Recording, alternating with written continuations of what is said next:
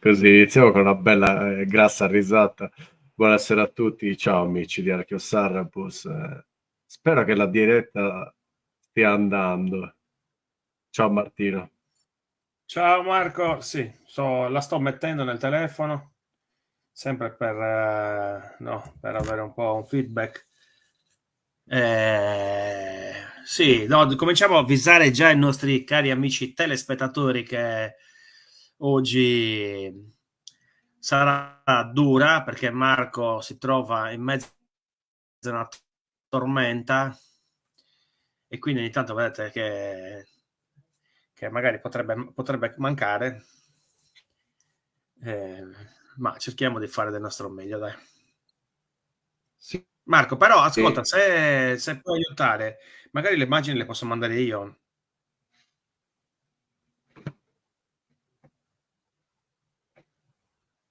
Ok, vabbè.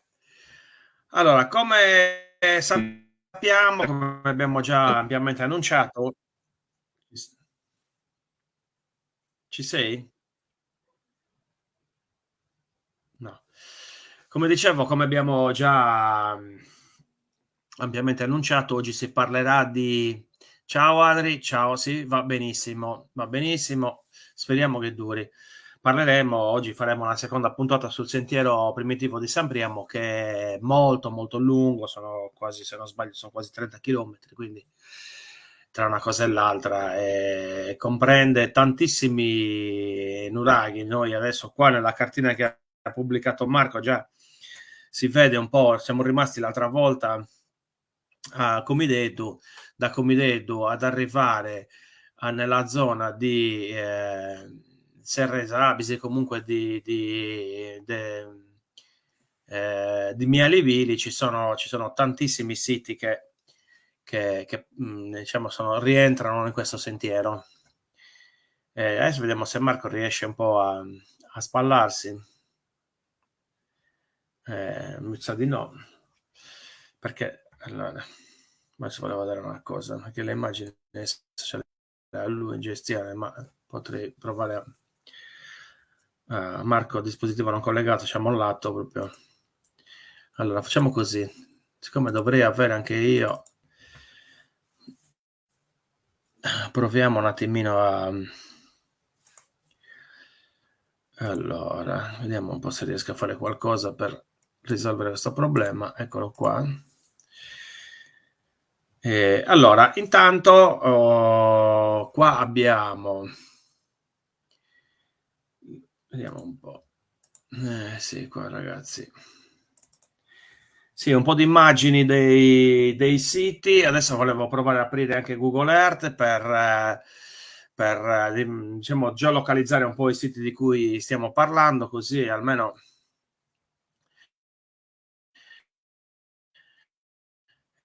eh, capiamo bene un po' anche del territorio di cui stiamo parlando. Eh, quindi scusate, ma devo un attimo riprendere questa cosa all'ultimo perché, come abbiamo detto, abbiamo avuto questi problemi di connessione. Ecco qua. Allora, eccoci qua, eccoci qua. Adesso io vi condivido. Eh, eh,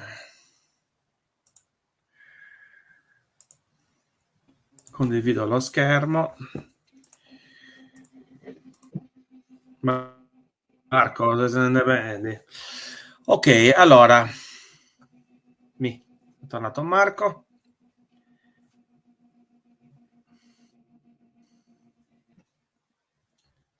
Scusate, ma questo tempaccio, questo vento sta un po' creando dei problemi. Allora, come dicevamo, l'altra volta siamo arrivati qui alla, diciamo, alla Comidedu. Lasciamo perdere adesso gli insediamenti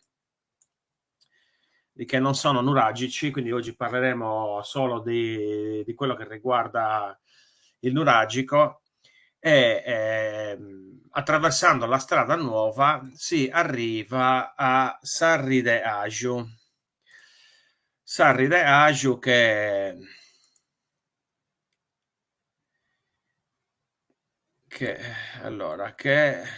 io sono un po' poco pratico qua. Saride Agio, che come posso farvi vedere adesso? Sì, io provo a trasmettere solo l'audio. Ecco qua. Praticamente è un sito in cui sono presenti, come in tantissimi altri siti qua della zona,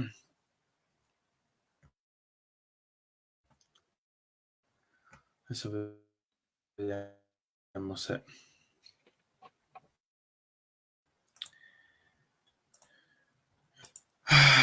scusate, ma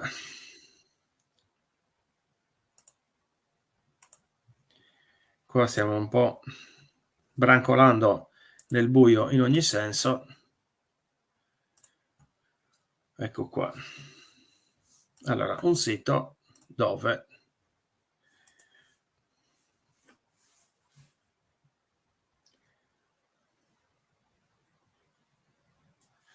ecco qua, sta caricando un nuraghe di pianura, come lo chiamo io, quindi diciamo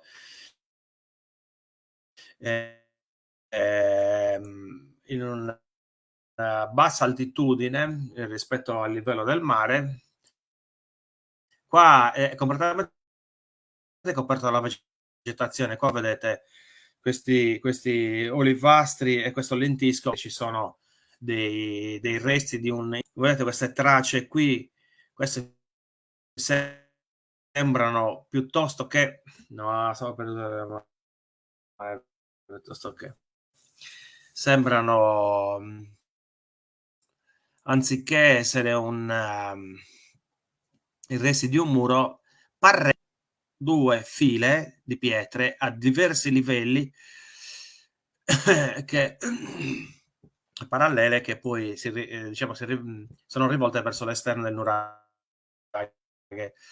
All'interno qua ci sono, adesso qua un'altra foto aerea dove un po' si intravede ma non si riesce, ecco, questo qui praticamente sono i muri di questa, ipoteticamente, di questa scalinata che è presente all'esterno della struttura principale del nuraghe. Andiamo avanti, qui è una parte di muro, no, questo è Fora da Broccaggioso, sempre per quanto riguarda Saride Agio. Una cosa che volevo farvi vedere è questa, ossia dei resti di fusione dei metalli che sono presenti su questo nuraghe. Guardate qua, che bello questo. Volevo vedere se ok, perché questi qui sono tutti guardate qua, questo qui è proprio, sembra quasi metallo solidificato, più queste resti di queste bolle. Adesso io ho un'immagine, devo andare avanti, ho un'immagine. Questo è sempre Saride Agio, una parte del muro che rimane dalla torre centrale.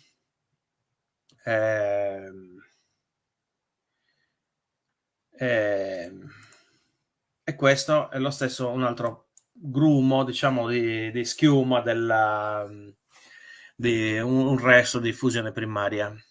Ce ne sono tantissimi nei nuraghi qui intorno alle montagne del Sarrabus. Volevo ricordare che c'è proprio un focus di ragionamento su questa cosa qua, perché questi nuraghi corrispondono più o meno ai filoni dei minerali che sono presenti e stati sfruttati con le miniere fino a qualche decennio fa, ecco. Questo ancora Saride Agio, qua praticamente queste due pietre sono quello che resta di un ingresso, di un corridoio, quindi queste due pietre che probabilmente portavano dalla torre centrale o una finestrella di scarico, comunque è un ingresso. Ancora qua si vede, diciamo, la pietra che doveva essere la trave, questa che sormontava queste due pietre. E niente, questa idea diciamo che rimane ancora ben poco da vedere. Ok.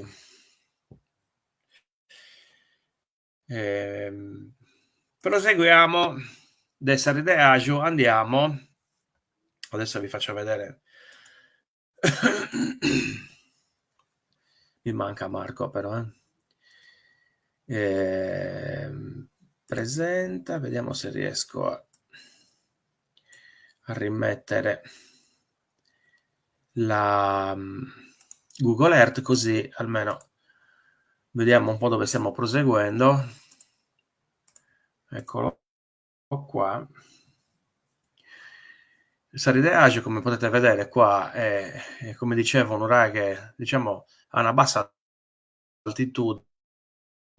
Qua ci passava tra l'altro un corso di fiume che gli passava proprio a fianco, vedete, e raghe sull'Innami, che è un uragano a cui io sono molto affezionato, perché diciamo che è uno dei primi che ho visitato,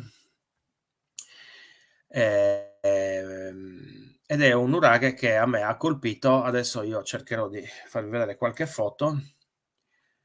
Ha colpito perché allora vediamo un po', perché ha delle caratteristiche particolari.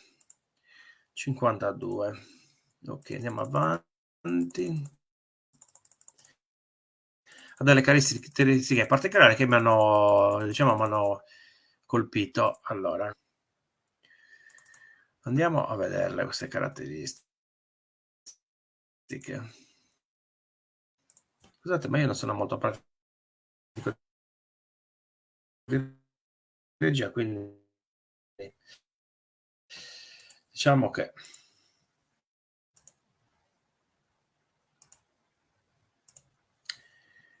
attendi, mi sta impallando anche il mio, molto male.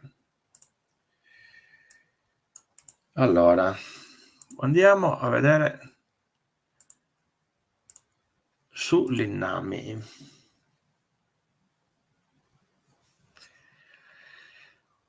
Allora, sull'Innami mi ha colpito sia per la forma, sia... Adesso vediamo se riesco. Allora, per la forma, perché comunque come sia la torre centrale, una torre tra l'altro che ospita una sorpresa, e poi verso nord, lato nord, si vedono praticamente i resti di altre due strutture consecutive, e poi sul lato ovest lo stesso c'è un'altra struttura che parrebbe essere un'altra torre. Guardate anche qua si vedono perfettamente queste tre ambienti circolari che sono praticamente quasi sovrapposti. Allora, questo nuraghe mi ricorda il nuraghe di Ferraggi, Porto Pilastro, con una piccola differenza. Lì le torri sono tre così consecutive, ma quella centrale è quella di mezzo. Qua invece l'idea è che la centrale sia questa, perché sotto questi alberi poi ci sono le tracce di un cortiletto interno, un po' come può essere Basoro, che dà a questa torre, con tutto un muro di questo, qua ci sono i resti di un muro, come se ci fosse stato un bastione che poi avvolgesse queste tre torri, realizzando forse un contrafforte, allora andiamo avanti. Questo diciamo è la parte della torre centrale. Guardate intanto il colore delle pietre particolari, la base. Poi all'interno c'è questa differenziazione tra queste pietre nere e le bianche di sopra, quindi un po' mi aveva colpito anche questa cosa qua, questa policromia, diciamo, delle pietre che sono state utilizzate per la realizzazione del nuraghe. Intanto le pietre si vede che sono leggermente lavorate. Guardate la costruzione dei filari come è abbastanza regolare, sono poche anche le zeppe, e poi hanno, diciamo, cercato di un po' di livellare il muro, essendo in una, diciamo, in una zona anche abbastanza irregolare, sempre. Ok, questa è un'altra delle caratteristiche dei Suriname, anche che abbiamo visto prima, resti di diffusione, resti che sono comunque sempre sopra i crolli, quindi sono molto probabilmente di epoche successive. Bisognerebbe però contestualizzarle e capire un po' che cosa rappresentano, ecco, anche perché, ripeto, sono tutti, diciamo, siti che corrispondono alle miniere, ai filoni dei minerali, e quindi allo sfruttamento che c'è stato poi nei secoli, diciamo, precedenti al nostro, fino a qualche decennio fa. Da qui ho cercato un po' di costruire quella che è la visuale che si aveva dal nuraghe Suriname. Qua ci sono soltanto alcuni dei nuraghi che sono, diciamo, in vista. Non ho messo Saride Agio, che abbiamo guardato prima, che è qua sotto, praticamente qua dove sto mettendo la freccia.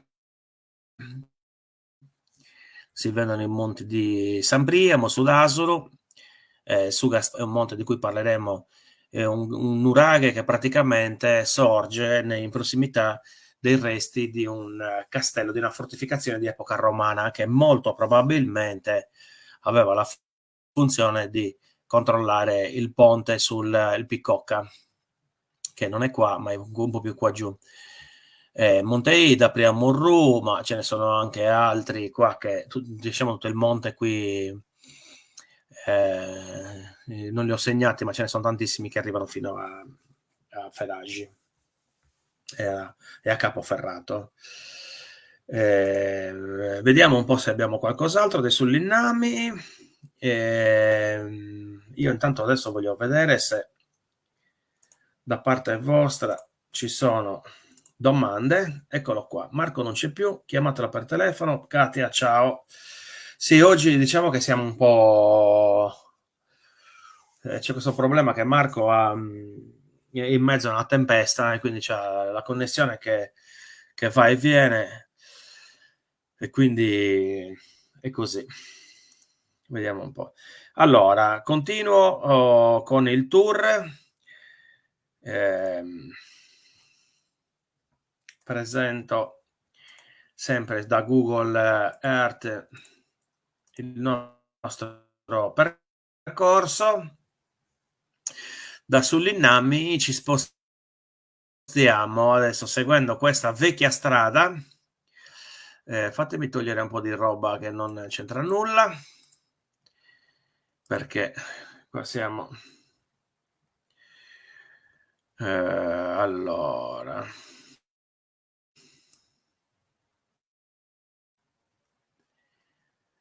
abbiamo, adesso sì, se continuare o se rimandare questa live, perché ciao, allora, ma organizzate delle discussioni. Allora, Pietro, c'è un caro amico che ha un'associazione che organizza in questa zona, organizza delle esperienze, si chiama Susoia. Ti consiglio di cercarlo sui social, perché lo trovi su Instagram, lo trovi su Facebook.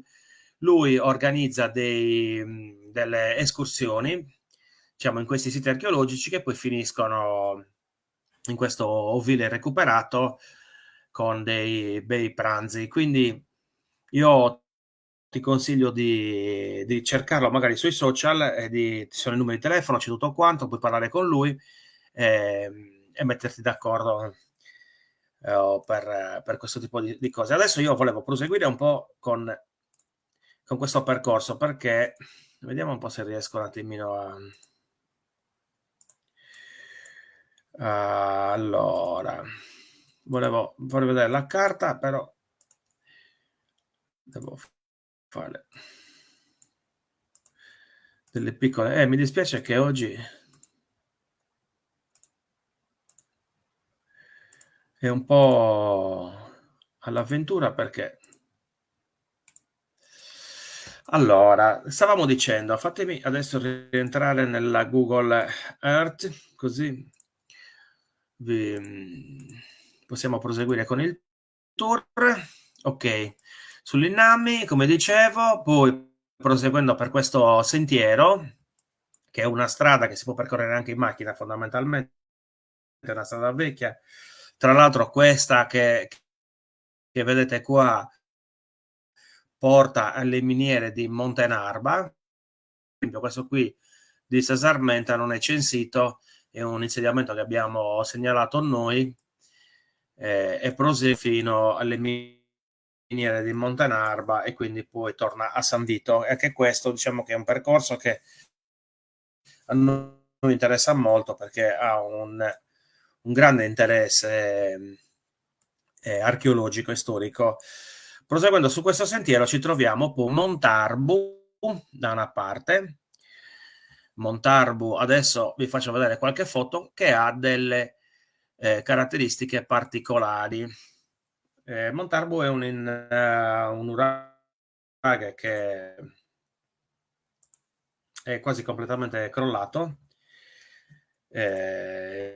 Io ci sono salito, l'ho visto di persona.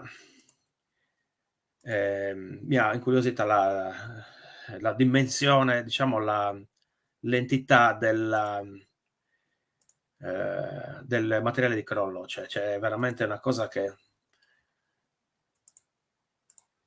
sicuramente doveva essere, ecco qua, un nuraghe gigantesco. Intanto guardate il panorama che è fantastico qua, tutta la valle del Rio Picocca, in fondo qua guardate si vede tutta la valle di Castiadas, le lagune di Ferragi, di Colostrai, Montevero, cioè qui c'era una visuale che era pazzesca.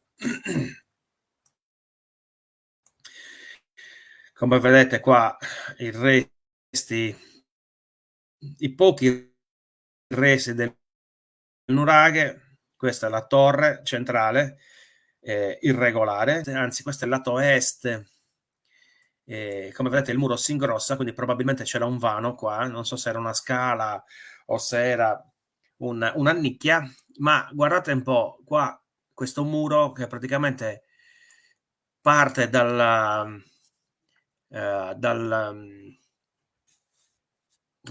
roccia naturale e poi si aggancia a questo bastione che rinforza un po' il muro della torre centrale. Qui adesso non si vede, ma ci sono altri resti di muri qua nascosti in questo materiale di blocco, in questo materiale di crollo.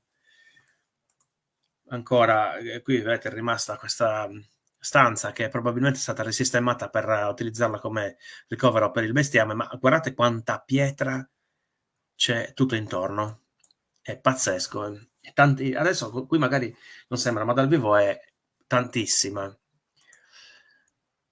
Guardate, qui in questa piana poi sono i resti del villaggio, quindi qua sicuramente c'erano delle capanne che ospitavano gli abitanti poi di questo insediamento.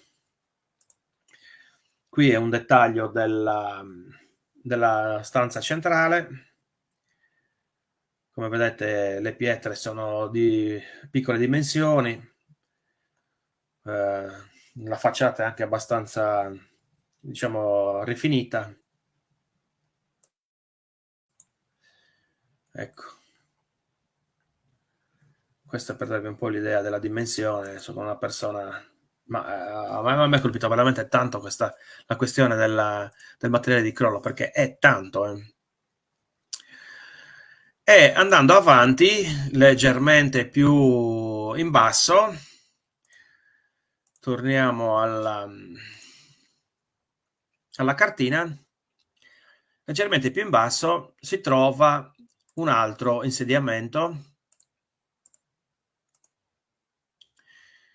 Questo qua, che anche questo è sul, diciamo, letto di un fiume, rimane veramente pochissima roba. Adesso ve lo faccio vedere, tracce delle piccole tracce di un insediamento, lo cito per questione, per dovere di cronaca, perché comunque c'è censito, ecco qua, c'è questo cumulo di pietre, poi qua sulla parete, ecco, si vedono dei resti di opere murarie, sicuramente un nuraghe che aggrappava un po' questo blocco di granito. Guardate, ecco qua, vedete qui un pezzo di muro qua, qualcosa qua sotto, ma questo è completamente crollato, vedete? Qua sicuramente c'era una struttura che era costruita attorno a questo ammasso di granito che affiora naturalmente dal terreno. Però, ma cioè, allora, spettacolare, enorme. Sì, quello a Montarbu è gigante. A me mi ha colpito veramente l'estensione del materiale di crollo, è tantissimo. Poi queste pietre comunque medie, piccole, era costruito con un criterio che un po' non si vede in questa zona, che diciamo dove ci sono nuraghi che sono costruiti con pietre un po' più grosse, un po' meno raffinate.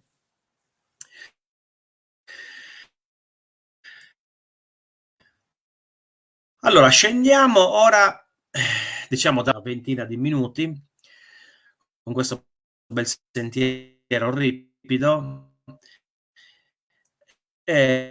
ma volevo presentarvi questa triade, di cui Montagna Censito, io me lo sono segnato dandogli il mio nome, e poi così è rimasto, ma sono stato abbastanza umile perché è un'ora. Quindi adesso voglio procedere con Monte Narbedu. Adesso vediamo un po', vi cerco un po' di fotografie così. Eccolo qua. Monte Narbedu, un bel nuraghe da approfondire, perché secondo me merita più di quello che ha, nel senso che non lo conosce di nessuno, non lo conosce nessuno, e invece, come si può vedere qua dalla foto aerea, è un nuraghe che merita, perché è sicuramente un nuraghe complesso. Questa è la torre centrale, anche qui vediamo una forma irregolare, non è perfettamente tonda, quindi probabilmente, lo dico anche per un altro motivo, magari una struttura preesistente più antica che è stata poi rielaborata nel corso dei secoli, aggiungendo altre torri. Questa torre, per esempio, mi ha incuriosito perché diciamo, questo muro non è incastrato nel muro di questa torre, ma è appoggiato sopra. Quindi dà l'idea proprio di essere una cosa che è stata realizzata successivamente. Qui ancora rimangono resti di una camera. Anche qua, come potete vedere, c'è un muro che parte, prosegue qui e poi si perde in questo, diciamo, questo blocco di granito esistente. Anche qua è, diciamo, molto costante questa cosa di costruire sfruttando. Anche qui, guardate, questo muro, questo è alto, io sono andato e sarà più di 2 metri, forse 2 metri, che gira, e qua ho avuto l'idea che ci fosse tipo un cortile interno, il cui ingresso molto probabilmente era qua. Andiamo avanti. Ecco, questa qui è la torre centrale, questa è la torre aggiunta. Vedete anche qui un pezzo di muro che poi prosegue qua e si infila in questa macchia mediterranea. Quindi che apparteneva sicuramente a questa, per farvi capire la dimensione un po' della struttura. Qua, quello che vi dicevo, questo muro presenta questo angolo, qui materiale di crollo, questo angolo a 90 gradi che probabilmente era un ingresso che poi ipotizzato potesse essere di un cortile interno della torre che abbiamo visto prima, quella laterale. e qua è l'nuraghe è visto da lontano tutto intorno. Qua ci sono i resti poi di un villaggetto che, come nel caso di Montalbo, era funzionale a, diciamo, ospitare gli abitanti del villaggio, dell'insediamento. Andiamo avanti. Allora, vediamo qua. Anche nel nuraghe San Mela, tra Murtas e Macito Aresti, isola amministrativa di Arzana, c'è tanto materiale di crollo, ma non come questo. Sì, guarda, io ne ho girato veramente tanti, Pietro, ma così tanto materiale di crollo non ne ho mai trovato. Così tanto. Poi ce ne sono altri che sono stati distrutti, anche per esempio Sabuda, che rimane più... Anche lì c'è molto materiale, o Perdu, ma questo è gigante. Cioè, io quando sono arrivato lì, ripeto, mi ha colpito questo ammasso di pietre, poi tutte di piccole dimensioni. Allora, continuiamo con la triade. Quindi andiamo ora a Zio Martino, come vi dicevo. Zio Martino è diciamo, un sito non censito. Ci sono ancora alcuni filari di pietre con un andamento circolare che cingono questa collinetta, questa dolce collina che finisce in piano. Questi sono, diciamo, alcuni filari. Vedete anche qua rimane veramente poca roba, però poi ci sono anche coci, quindi diciamo che è testimoniata la presenza. E questo è vicino sia a Fora da Broccaggioso che poi a Quili de Muru, che è un altro nuraghe che c'è poco più avanti. Allora, fatemi vedere dove sono, così. Zio Martino, ci sono queste 3 foto. Allora, ok. Questo è lo stesso, ancora qualche pietra. Qui ho fatto una foto da vicino, quindi è chiaro che comunque c'è un muro. E questo è un po' diciamo, l'ho fatto un disegno di quello che resta della struttura esistente.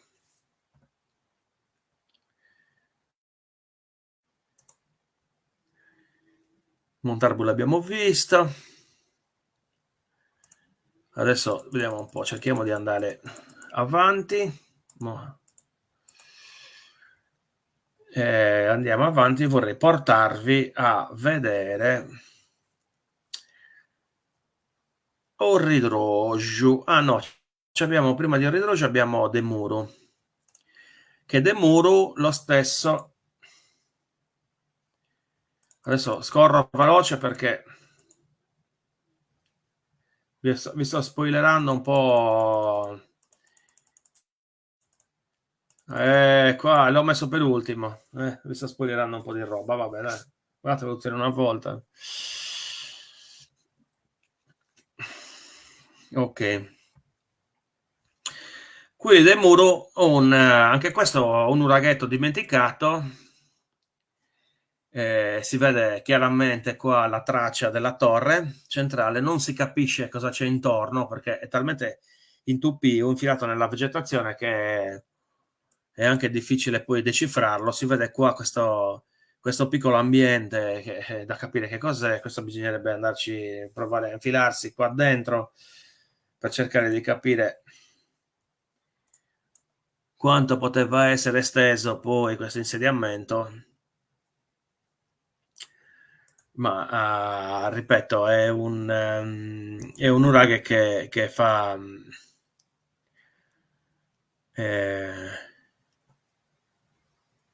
poco interesse. Diciamo che è abbastanza dimenticato. Allora, adesso interrompiamo la condivisione perché voglio farvi vedere invece. Torniamo a me. Ah, Marco. Ci sei, Marco? Marco? Marco? Aspetta. Ah, ok. Io proseguo, Marco, tu vedi un po'. Ah, ok.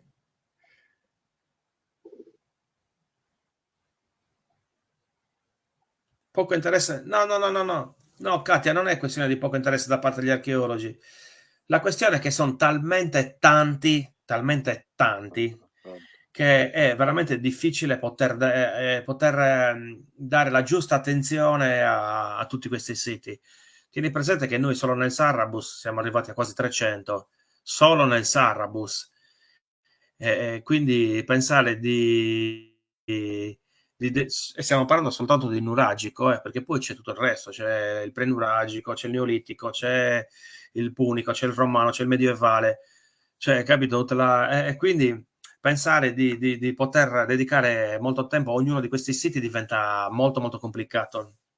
Quindi diciamo che la questione non è che c'è poco interesse, c'è poco tempo e poche risorse soprattutto, però ecco, diciamo che il lavoro che facciamo noi è quello di cercare un po' di sopperire a questa mancanza, collaborando assolutamente sia con gli archeologi che con Sovrintendenza e tutti gli enti che sono preposti. Cerchiamo di alleggerire un po' il lavoro per quello che ci compete, quindi per quanto riguarda il censimento, la segnalazione, e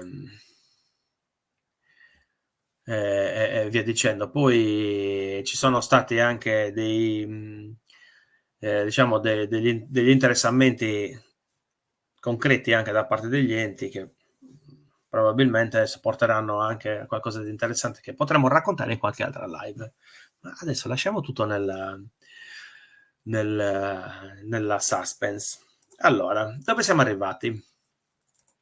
Vi faccio vedere adesso, qua ci stiamo avvicinando, tra l'altro, come Katia saprà benissimo, alla zona di Verdu Ordu e di Susoiao, che citavamo prima. Montenarbedo, abbiamo visto Fora da Broccagius, abbiamo visto Zio Martì, diciamo l'insediamento che io ho chiamato Montarbu 2. Il Montarbu 2 sti noi, tra l'altro.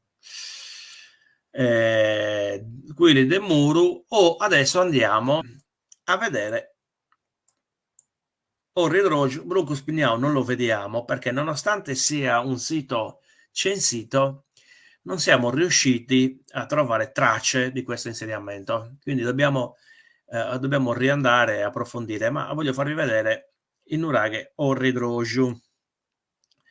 Orridrogiu, che è un nuraghe molto molto bello dal mio punto di vista, perché sapete che io ho diciamo una passione smodata per queste pietre e quindi molte volte quello che a me fa emozionare agli altri dico ma Roberta, cioè, Martina, perché ti emozioni così tanto quando vedi queste cose? Adesso ve lo faccio vedere così vediamo se riusciamo a condividere. Allora, guardate qua, anche qui tanto materiale di crollo, una struttura complessa con questa torre, questa che vedete qua, questo che vedete qua è un vano scala che è stato realizzato tra la muratura esterna, che poi guardate la torre centrale passa qua, poi c'è questo muro che sembra quasi un bastione, questo corridoio, e poi qui c'è un altro muro esterno che non si capisce dove va a finire perché poi qua c'è il materiale di crollo, quindi questa struttura continua, ma non è la torre centrale perché la torre centrale è questa, quindi c'è quest'altra struttura che gira e si ricollega a quest'altro ambiente circolare qui non si vede bene, ma qua ci sono resti di un altro muro che scendono qua sotto. È una roba che veramente bisognerebbe studiarla perché questo è un bel nuraghe. Dal mio punto di vista è molto bello. Qui ho fatto un'altra. Vedete qua il corridoio praticamente tra questo muro qua che si vede e questo. Poi ecco, questa qui è la cinta diciamo della torre centrale, ma guardate qua altri resti di strutture, guardate anche qua, questo è lo stesso resto di una struttura di un muro, no? E questo guardava sia verso Verdù Odo e Achenius che verso l'altra parte, quella che abbiamo visto prima, Fora da Broccagius, quindi era, diciamo, un nuraghe che aveva un'ampia visuale e la possibilità di connettersi con tanti siti, sia da una parte in una valle che nell'altra. Guardate ancora da questa parte, guardate qui i resti delle strutture. Qua si vedono ancora meglio, dà più l'idea della dimensione di questo nuraghe. Guardate la visuale. Questo è l'arco, questa è la pianura dei Viddia. Qua dietro, guardate, questo è Castiadas. Questo qui sono i monti di Costarei. Quindi pensate a quanto poteva vedere lontano uno che stava qua. Adesso non sto a citarvi tutti i nuraghi che ci sono in queste colline perché sono veramente tantissimi. Ancora, guardate la dimensione, il mare. Qua stiamo prendendo il sole come lucertole. Dopo la passeggiata. Oh, qual è la caratteristica di questo nuraghe? Anche qui abbiamo i resti di fusione, tantissimi, tantissimi, tantissimi. In tutti i nuraghi qua di questa zona sono presenti questi resti di fusione. Ancora, guardate i dettagli. Guardate qua, il metallo proprio come si è solidificato. Sì, è una cosa che a me incuriosisce molto, è una cosa che non mi fa perdere, diciamo, il sonno.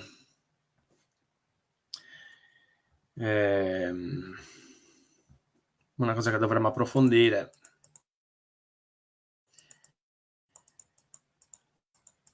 Nel tempo. Allora, andiamo avanti. Leggermente più avanti di... Salutami il signor Loddo, sì. Tanto già lo vediamo spesso, dai. Lo vediamo spesso, sì. Allora, andiamo avanti col prossimo. Proprio sopra, adesso dico Katia che tu conosci la zona, prima di Perduodo, in quella collinetta, no? Che ti ricordi che parlavamo del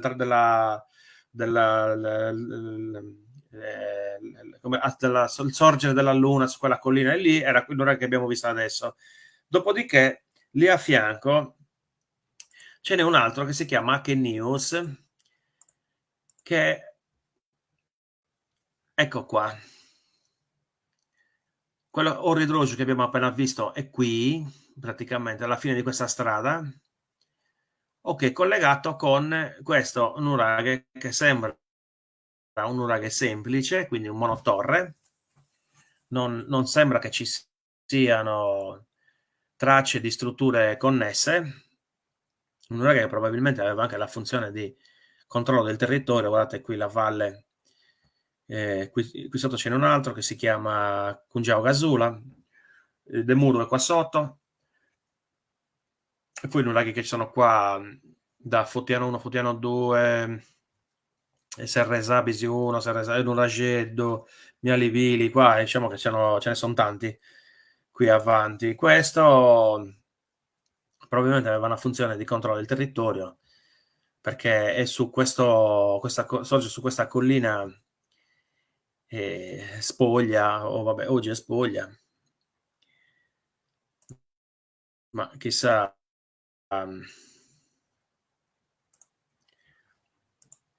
Guardate qua, ho fatto una panoramica, l'una che è qui, un ritroce qui. No, ce n'è, Guardate che visuale anche da qua. Marco, ci sei? No, sicuramente no, è un ologramma. No. Qua c'è la tempesta, Okay, mamma però mia. sentiamo. L'ologramma lo sentiamo. Cioè, qua c'è il vento, c'è un vento pazzesco, ma mi sa che da te si sta peggio, eh?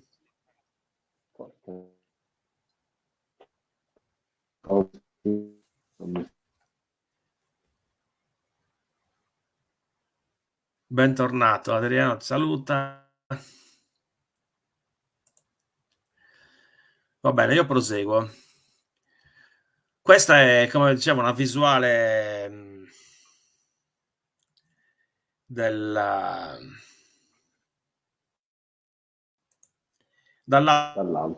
del nuraghe.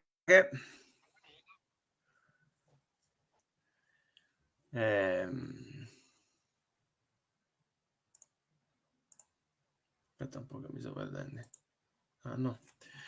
Dall'alto, anche questo è un nuraghe comunque con una pianta che non è perfettamente tonda, come potete vedere. Ha degli angoli molto crollato, rimane poco. Qua c'è una traccia della stanza centrale, non si riesce a capire bene dove potesse essere l'ingresso. Poi vedete, difficile anche capire se c'era un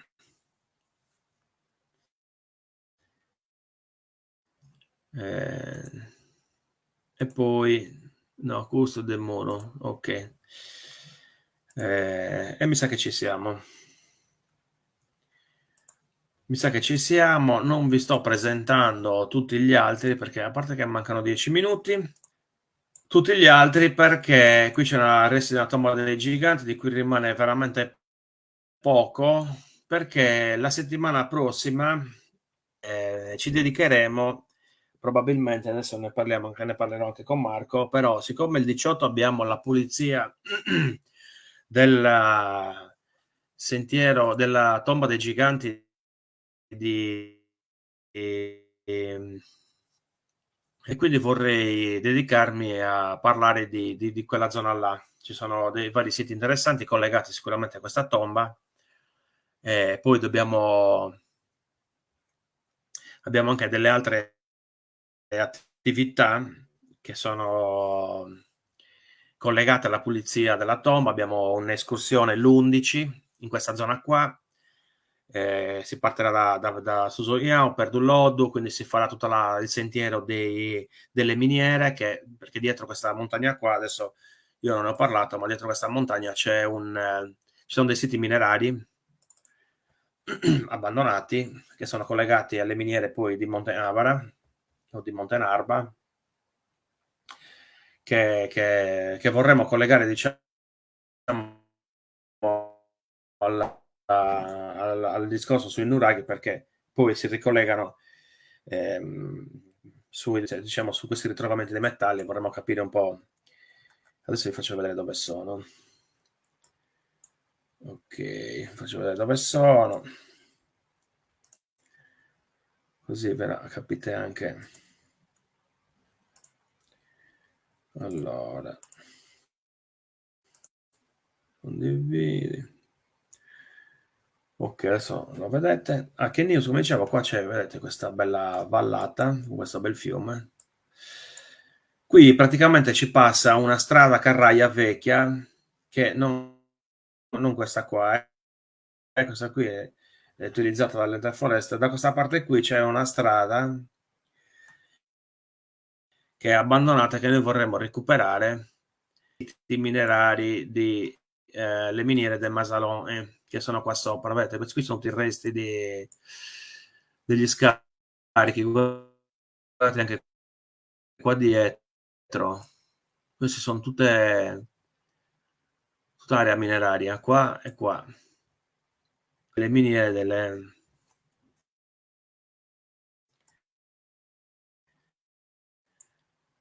qua, vedete, qua ancora questa strada qua che vedete qui, e che collegava le miniere con le miniere di Giovanni Bongo, di Masalone, con quelle di Giovanni Bongo, che sono qua dietro. Vedete questa strada, con quelle del Monte Avara, che sono qui. A noi ci piacerebbe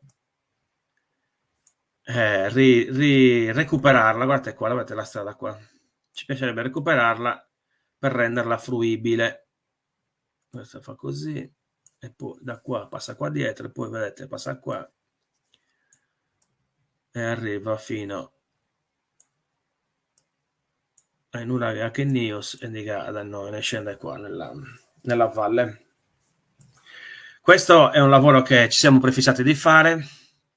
L'11 Giuseppe, nostro socio, è un'escursione il cui ricavato ci servirà poi per finanziare la pulizia dei siti archeologici della nostra zona.